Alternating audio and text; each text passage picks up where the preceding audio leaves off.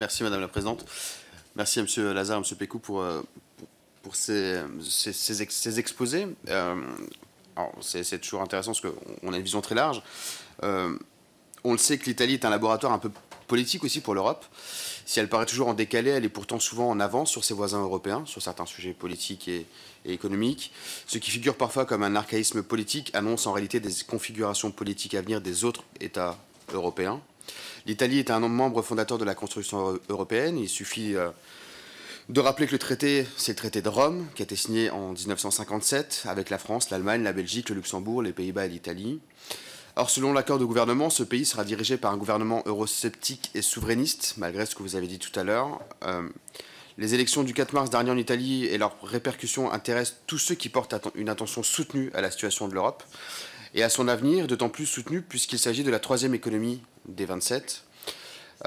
C'est l'enjeu qui va bien au-delà en fait, du cadre italien, puisqu'il peut avoir un impact sur le cadre français, sur le cadre européen. C'est un tremblement de terre pour l'Union européenne. Elle est concernée au premier chef par ce scrutin, dont elle est devenue l'un des enjeux. Aujourd'hui, l'enjeu italien est devenu prioritaire par rapport à d'autres enjeux. On parle beaucoup en lien avec l'immigration, avec le développement économique de la zone euro, de l'endettement de la zone euro, et aussi des coûts de la zone euro au niveau bancaire, parce que ça fait augmenter les taux.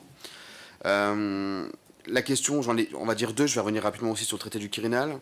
Quelles sont les répercussions politiques à envisager, honnêtement, avec le projet européen déposé par l'Italie? Est-ce que ça va nous paralyser ou pas? Est-ce qu'on peut avancer? Et surtout, est-ce qu'on a un risque de contagion? Aujourd'hui, j'ai eu une déclaration ce matin qui disait un axe des ministères de l'Intérieur, Allemagne, Autriche, Italie, sur l'immigration illégale. C'est comme ça qu'ils l'ont appelé. On sait que certains pays de Visegrad sont dans la même logique. Est-ce qu'on a une contagion et un risque potentiel pour aller plus loin dans une volonté politique pour faire changer l'Union européenne?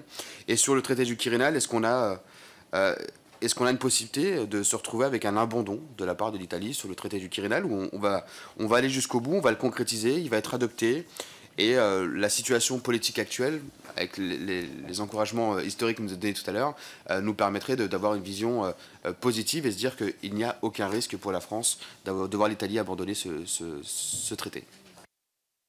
Merci. Joachim Pio.